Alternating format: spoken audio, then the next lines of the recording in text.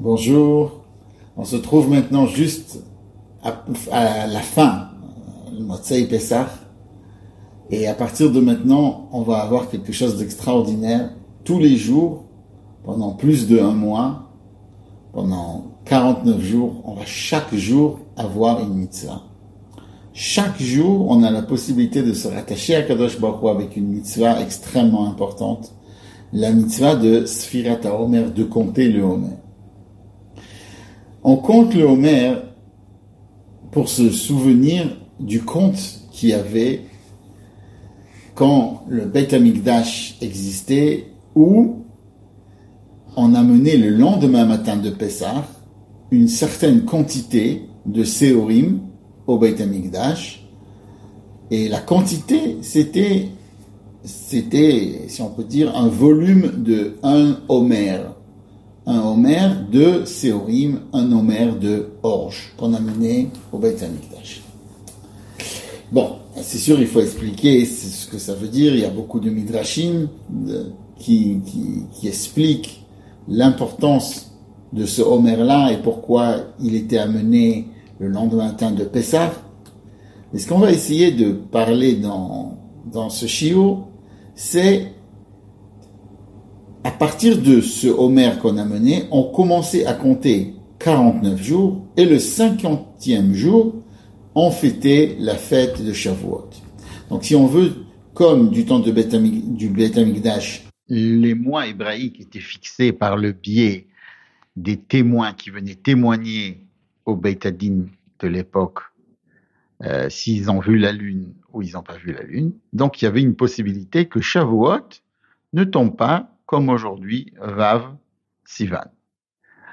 Puisque, en fait, nous, le compte, il est que le 50e jour, donc, ce qui correspond à 7 fois 7 jours de Homer, donc 7 semaines, 49 jours du Homer, le 50e, ça tombait Shavuot, et c'était pas évident que Shavuot tombait comme le Vav Siman, comme aujourd'hui le Vav Sivan. Parce que Shavuot venait donc après la Sfirat HaOmer. Donc après qu'on a mené le lendemain matin de Pessah, on a mené un korban, le Homer, une quantité de Séorim au Beit HaMikdash. Et à partir du moment où ils amenaient cette quantité-là, ils commençaient à compter. Ils comptaient 1 jour, 2 jours, 3 jours, 4 jours du Homer, comme on compte de nos jours. Et chacun devait compter, donc, devait faire ce compte-là. Et le 50e jour, quand c'était Shavuot, quand ils faisaient la fête de Shavuot, à partir de ce moment-là, ils amenaient un korban qui était fait, pas de séorim, pas d'orge, mais de chitim, de blé. Ça s'appelle le shte halechem, les 2 pains qu'ils amenaient à Shavuot. Alors, pour se rappeler de ça, maintenant aussi, on compte le Homer. De nos jours, encore, on va compter, on va dire, voilà, Ayom Yom Echad la Homer, malgré que le Homer, ça veut dire la quantité de chitim, de séorim par exemple, d'orge, n'est pas amenée, on fait comme si on amenait donc ce korban et on se met à compter Ayom Yom Echad la Homer, Shtaim la Homer, Shalosh la Homer, etc., etc. Alors en fait, dans ce cours-là, je voulais parler du fait qu'on compte les jours qui sont passés. Il y a beaucoup de mefarshim qui disent pourquoi on compte le Homer, parce que ça a commencé au moment où quand Moshe Rabbeinu il a sorti le peuple juif d'Égypte, il leur a dit sachez que après 49 jours, vous allez recevoir la Torah. Et ils étaient très, très contents de recevoir la Torah. Pour eux, c'était quelque chose d'extraordinaire. Pour eux, c'était comme se marier avec Akadosh Baruch Hu. Ils étaient très, très, très contents. Et ils se sont mis à compter. Ils se sont mis à compter quand c'est qu'on va recevoir la Torah. Mais là, la question se pose. Si on compte qu'on sait qu'on va recevoir la Torah, alors qu'est-ce qu'on doit dire? On doit dire il nous reste plus que 40 jours qu'on va recevoir. Il ne reste plus que 39, il n'en reste plus que 38. Et là, on ne compte pas comme ça. On compte combien de temps est passé depuis Pessah. Alors, ça veut nous apprendre quelque chose. Et la deuxième question, qu'est-ce que nous apprend le fait de compter? Le fait même qu'on compte. On compte 1, 2, 3, 4. À quoi ça sert? À quoi ça sert de compter? Surtout si on ne compte pas qu'il nous reste plus que temps et temps. Qu'est-ce que ça vient faire le compte? Alors, on explique comme ça que, au fait, dans le judaïsme, le temps, c'est une créature. Comme ça, l'élève du Baal Shem Tov, il écrit que Akadosh Baruch Hu a tout créé, et bien sûr, a créé le temps. Et le temps, c'est quelque chose d'extrêmement important. Quand Akadosh Baruch Hu nous demande de compter quelque chose, il ne nous demande pas de compter combien de mitzvot on a fait. Il ne demande pas de compter combien de paroles on a dit. Il ne demande pas non plus de compter combien de pensées on a eu. Il nous demande tout simplement de compter le temps. Qu'on essaye, surtout pendant cette époque-là, de voir l'importance qu'a le temps. Et si Akadosh Baruch Hu, il a créé le temps, et lui, il nous donne une mitzvah pour qu'on fasse quelque chose avec ce temps. Donc, un juif, il doit se dire à chaque instant, Akadosh Baruch Hu, il a créé le temps, et il me donne ce temps-là. Alors, qu'est-ce que je fais avec ce temps? C'est sûr que si j'ai du temps, je dois faire ce que la volonté divine pendant le temps que j'ai. Et on compte pas le moment où on va arriver. On compte chaque instant. Pourquoi? Parce que pour nous montrer que chaque instant est extrêmement important. C'est pas comme s'il y avait un moment qui est extrêmement important qui va arriver, et pour l'instant le moment qu'on a maintenant est pas important par rapport au moment qui va arriver. Par exemple, quelqu'un qui doit se marier ou qui marie son fils ou qui a quelque chose qui est très très joyeux, alors il compte combien de temps il nous reste pour arriver à quelque chose. Ça veut dire quoi? Ça veut dire qu'il veut dire qu'en fait, l'importance que lui, il a, c'est d'arriver à ça. Mais le chemin n'est pas vraiment important. Ça veut dire, maintenant, aujourd'hui, ça n'a pas d'importance puisque l'essentiel, c'est le jour J ou le jour X. Et là, Kadosh Baruch Hu veut nous dire, non, chaque jour a une importance. Chaque jour a été créé. Alors, mais, il faut se dire que chaque jour nous amène à quelque chose. Donc on a une importance dans le jour où on se trouve maintenant. C'est comme si quelqu'un, il sait qu'il doit finir, par exemple, le palais au roi. Il doit finir de faire, c'est un menuisier, disons, et il doit finir de construire des dizaines de meubles dans le palais du roi. Et on lui dit, sache que chaque meuble que tu construis, chaque chose que tu vas faire de bien, tu seras rémunéré une somme extraordinaire. Alors qu'est-ce qu'il se dit? Il se dit, quand il finit le meuble, il dit, waouh, j'ai fini un meuble, il sait qu'il est rémunéré. Ah, j'ai fini un deuxième meuble, un troisième meuble, un quatrième meuble, un cinquième meuble. C'est sûr que à la fin, il sera rémunéré, il aura le gros lot, quoi, comme on peut dire. Il aura tout. Mais maintenant, sur chaque meuble qu'il a, il est super content. Et en fait, un juif, il doit se dire, comme ça le Rabbi, c'est un discours qu'il a dit dans les années Tavshin Memvav en 86. Le Rabbi, il dit comme ça, un juif, il doit se dire à chaque instant, à chaque moment, que l'importance du moment, l'importance du jour où il se trouve. Et c'est pour cela qu'on compte pas juste combien de jours il nous reste pour Shavuot, mais on dit combien de jours on a fait à partir de Pessah, comment on a avancé. On raconte une histoire sur un grand chassid qui s'appelait Rabbi Israël Nossechen de Vitebsk. Cette histoire-là a été racontée par le Rabbi dans l'année Tavshin Kaf Gimel, 1963, Lag Baomer 1963.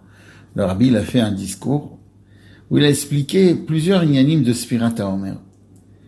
il a raconté cette histoire-là, qui avait donc Israël Nosechen, n'a pas eu le zrout de pouvoir avoir des enfants. Et c'était quelqu'un d'aisé, mais il n'avait pas d'enfants. Et il était marié depuis plusieurs années. Et il s'est passé quelque chose, donc, et il a commencé à devenir pauvre. Alors qu'avant il était plus ou moins, il avait de quoi vivre, il a commencé à devenir très très pauvre. Et il a reçu une lettre du Rabbi, donc c'était du temps du Admour Hazaken, lui demandant est-ce qu'il peut participer à une mitzvah de sauver quelqu'un qui était prisonnier Ça s'appelait la mitzvah Pidyon Shurim. Quand il a entendu ça, il était très très triste. Parce qu'il n'avait plus rien. Il avait bekoshi à peine de quoi manger. Et il savait pas, il voulait absolument faire plaisir au Rabbi. Et il s'est dit, si le Rabbi m'a envoyé une lettre comme ça, que je dois donner, je dois faire un effort, je dois donner. Et il était très très triste, il était tourmenté, il savait pas quoi faire. Sa femme, qui a entendu et qui sentait que son mari était très très très peiné de cette chose-là, elle a vendu, sans le dire à son mari, tous ses bijoux qu'elle avait. Il lui restait quelques bijoux qu'elle avait reçus à son mariage. Bien sûr, c'était des choses personnelles à elle. Apparemment, elle était très attachée à ces bijoux-là, mais elle était tellement contente et honorée de faire plaisir à son mari et de faire plaisir au Rabbi que elle a pris l'argent qu'elle a reçu en échange de ces bijoux et toutes les pièces, elle les a astiquées. Et elle a pris soin de chaque pièce. Chaque pièce dans laquelle elle a pris soin est devenue brillante. Chaque pièce avait de la lumière. Tout assemblé dans une bourse et elle a donné ça à son mari. Son mari, il n'en revenait pas. Mais d'où tu as reçu de l'argent? Comment tu as eu de l'argent?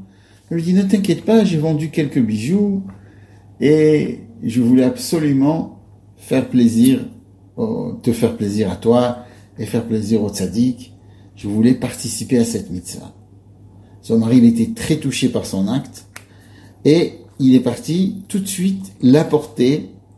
Et le Rabbi dit que quand le Admour Hazaken, il a ouvert cette trousse où il y avait l'argent, il y a eu de la lumière qui est sortie de cet argent.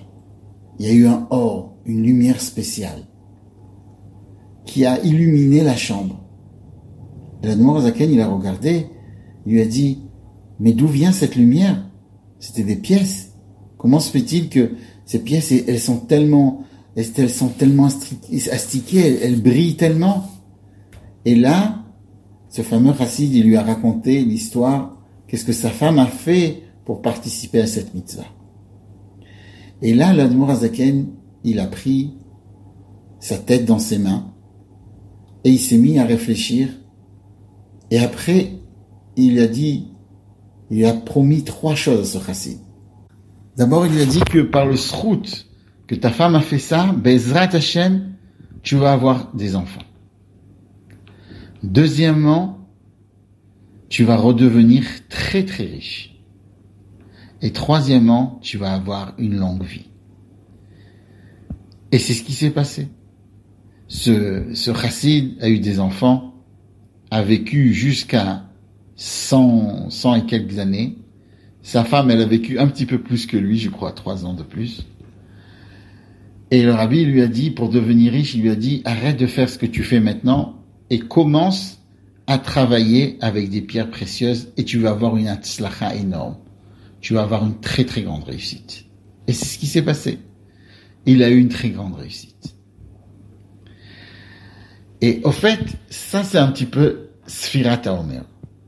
Sfirat HaOmer, c'est de prendre les jours qu'on a et de les allumer, de les rendre jolis, de les rendre beaux, de rendre notre temps comme il faut.